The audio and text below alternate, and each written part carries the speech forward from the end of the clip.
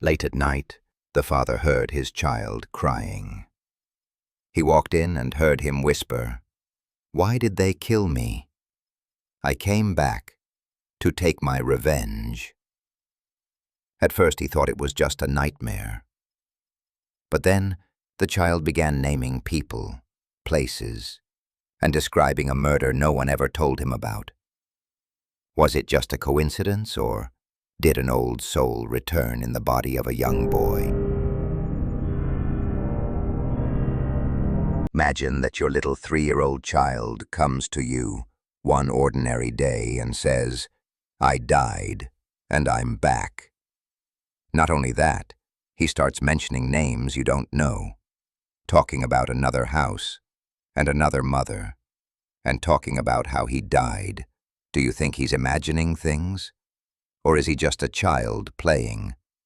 Well, listen to the whole story, and then decide for yourself.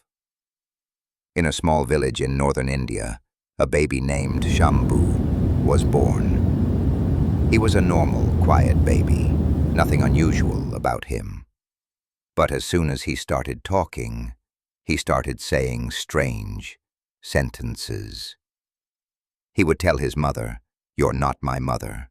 I lived in another house. I had a shop, and they killed me."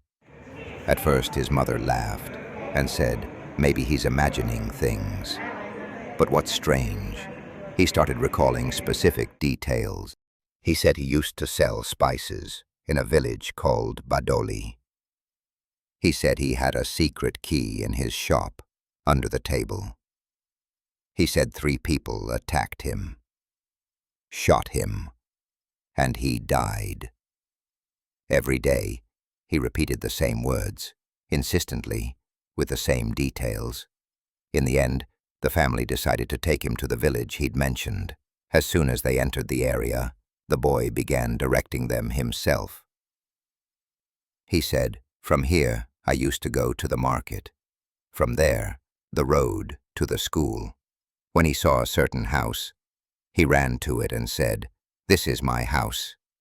He was crying, calling an elderly woman, 'Mama.' The woman came out, shocked, because this house was the home of her son, who had died years earlier from a bullet to the head.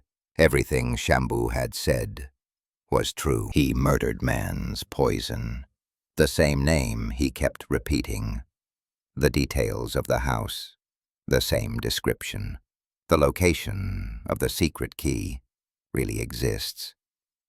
Even the mole on Shambhu's forehead was in the same place as the bullet that killed the man. People began to talk, and scientists heard about the story. One of India's most renowned researchers, Dr. Satyam, visited the boy. He sat with him and wrote down every detail.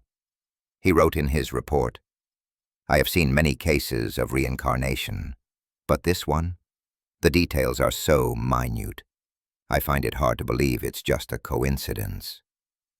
Years passed, and Shambhu grew older. Strangely, he began to forget everything. The house, the names, the shop, the story. They all faded into a blur.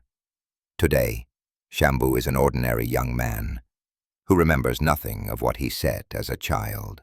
But the question remains, was it really a memory from a past life? Or was it just a child's imagination?